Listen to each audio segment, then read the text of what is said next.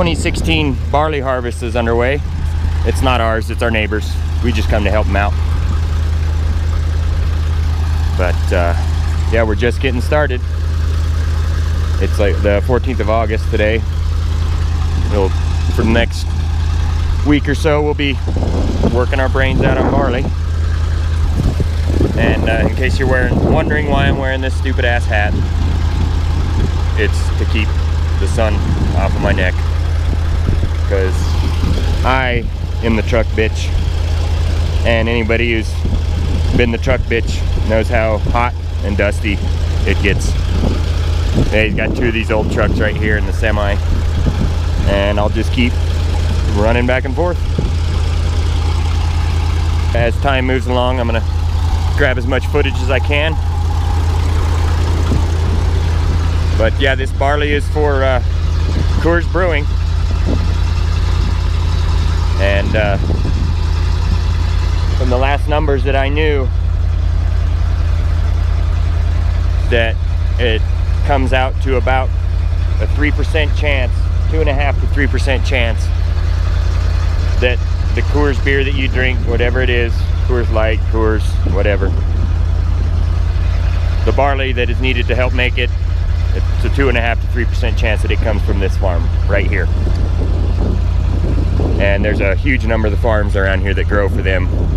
You'll see a lot of semi activity. Everybody's getting after it right now. So, but the last I knew, they needed about 300 million pounds of barley, and he produces about 6 to 7 million pounds, I think. I'll have to ask him to make sure.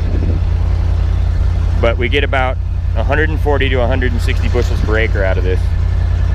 And for all you dryland farmers, that sounds like a crazy amount, but it's irrigated. Everything here is irrigated. And yeah, so we end up with huge volumes, and we cut it first like this before we combine it, because it needs to get really dry. It doesn't get dry enough standing up. So you cut it with what's called a draper header. Gonna try and get some footage of that. But yeah, he's going out around with just this pickup reel thing, and it harvests that way. And I'll get footage of that as time goes along. And off I go with load number 1.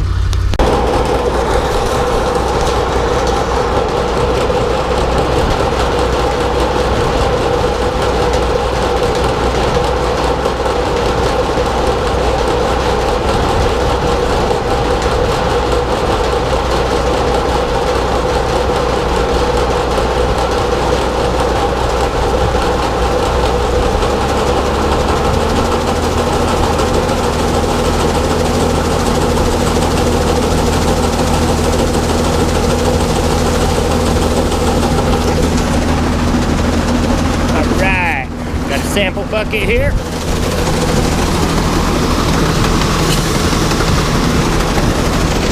This is an experimental variety for Coors,